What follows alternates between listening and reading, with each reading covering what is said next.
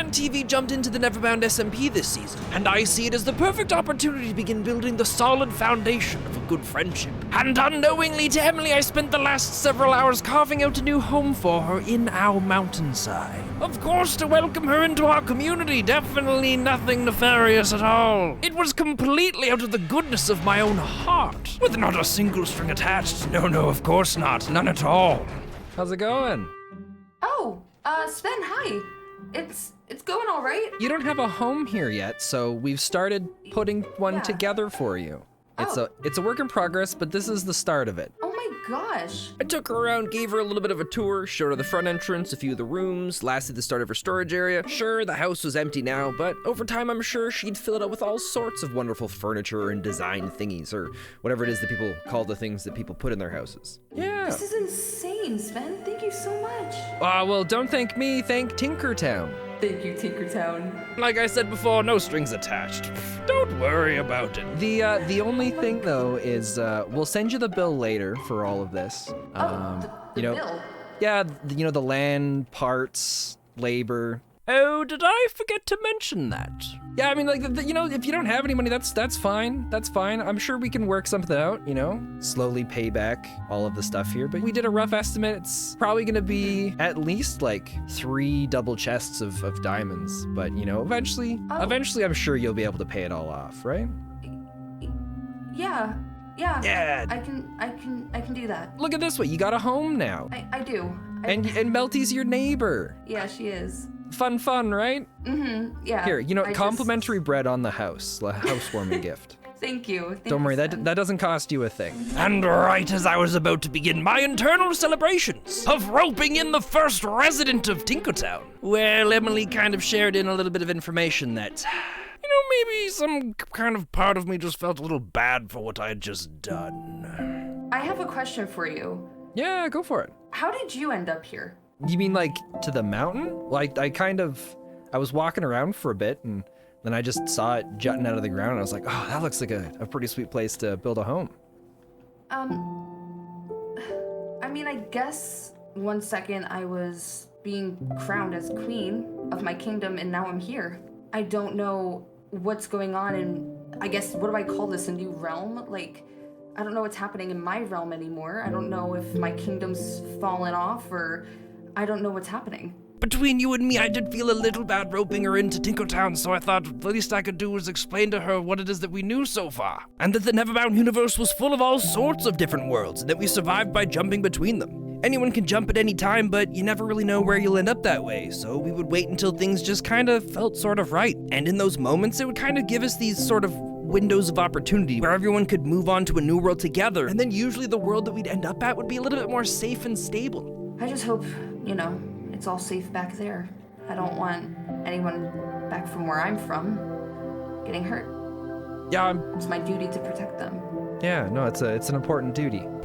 Duty. But there were a few things that I didn't have the heart to tell her. From what Emily said, she'd be known as a natural. Someone who just jumps instinctually without even really knowing it. One moment you're in one world, and the next moment you're in a new one. We still don't fully get how all of that works, but what we do know is that some worlds will last for thousands of years, long enough for people to forget about who and what hoppers are, which is probably what happened with hers. And then other worlds will last for a few years, a few months, maybe even only a few moments. But every time that window happens, when things just feel right, it also means the world is ending, and that in a few moments it will collapse and it will no longer be there.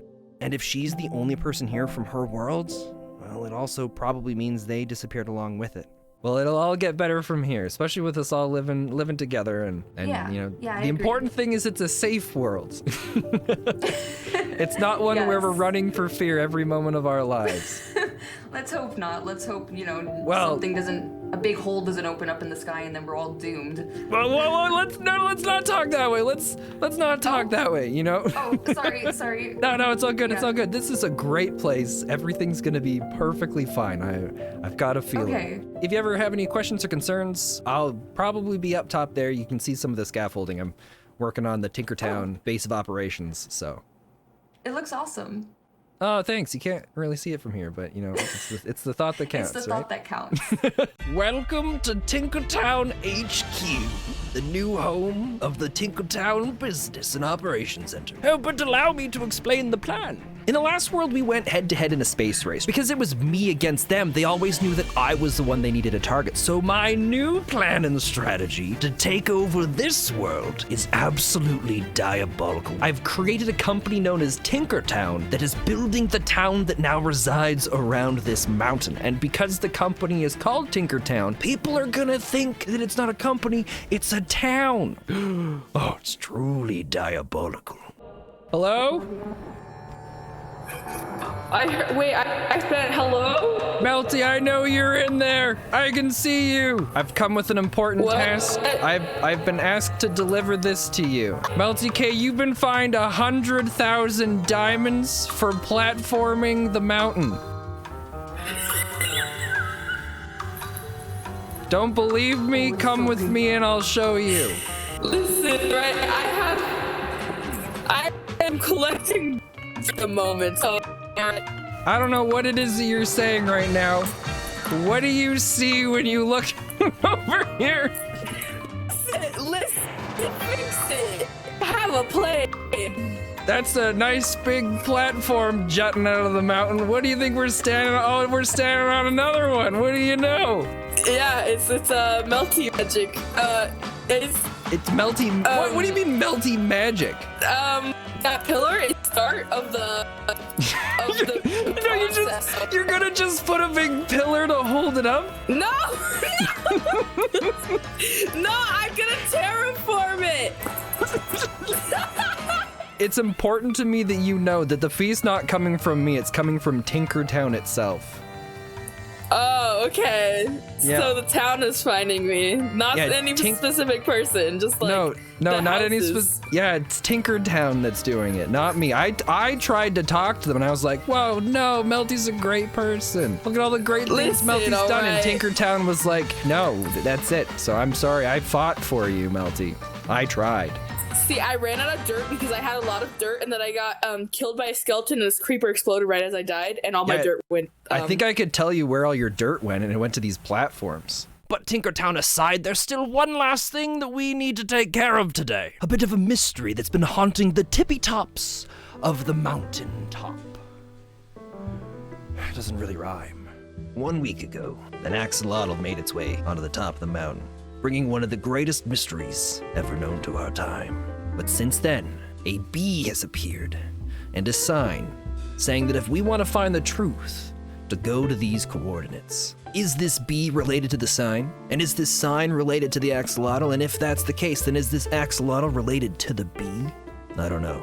All I do know is the bee is coming with me. Everything went the complete opposite of the plan. Mobs were everywhere. I couldn't catch a break. The bee, I lost it in the trees. My horse, slowly taking damage. I found my old mine, but it meant nothing if I didn't know where the bee was. I rolled all night, but the forest was too much of a pain in the butt to get anywhere. And then, right as I thought that the sun was about to come up to make things easier, it started to rain. And with that rain, none of the mobs would disappear. The only questions I was left with: what happened to the bee? Did I need the bee? Do I need to find another bee? Is that the only bee that's needed? Why is it that squids drop ink sacs, but ink sacs don't drop squids? I didn't know. But someday, I was gonna find out. Sprinting through the forest, I finally found the bee, floating above the trees, helpless, in search of who knows what. Was it me? Was it something else? Was it nothing? Did it just enjoy the rain as it fluttered over its wings? Unfortunately, we'll never know. On our way there, we found a boat. It could have been my boat, or it could have been somebody else's. Was this the place I was looking for? I reached out to an old acquaintance. Someone I knew I could trust. Turns out I was embarrassingly off. 400 blocks approximately. I was nowhere near I was supposed to be. With the new coordinates in hand, it was time to move on.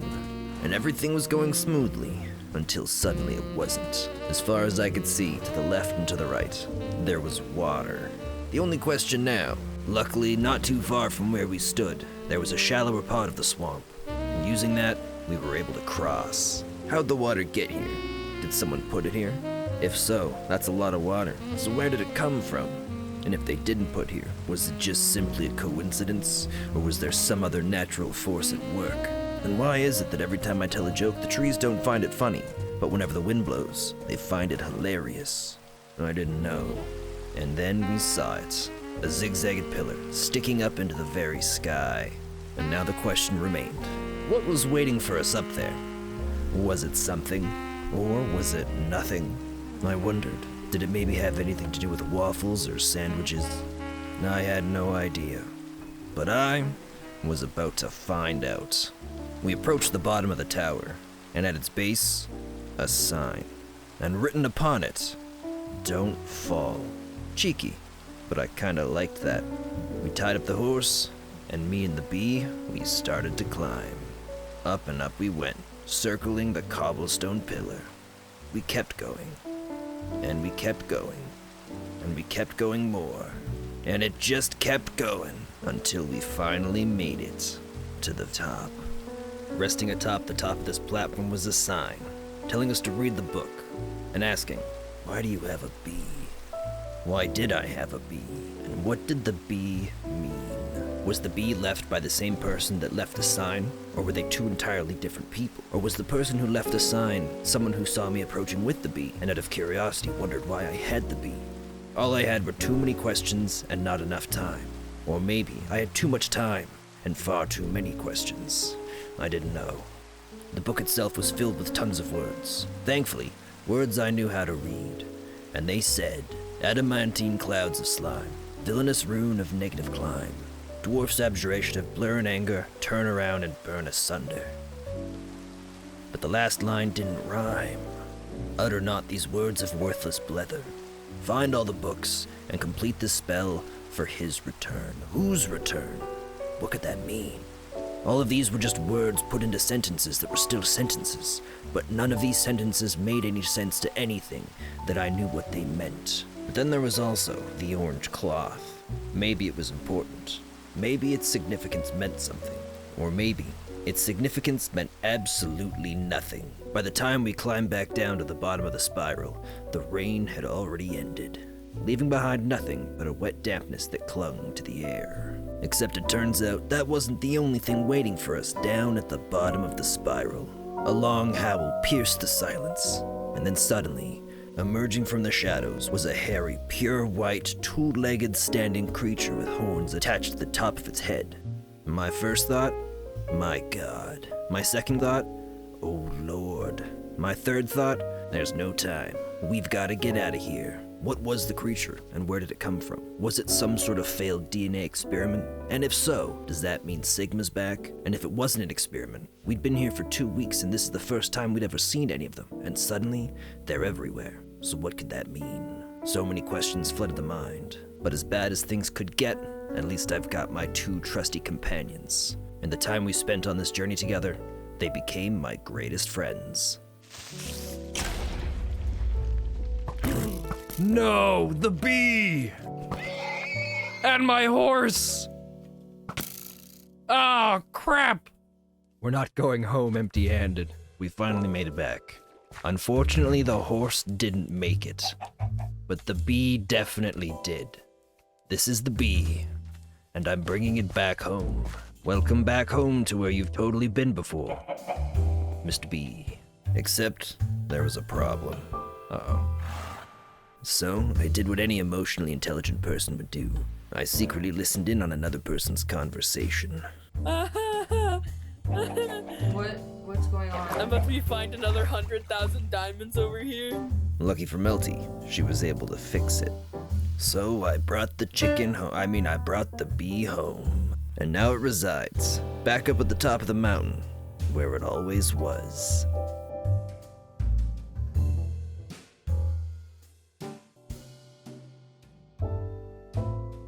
I'm sure no one will notice.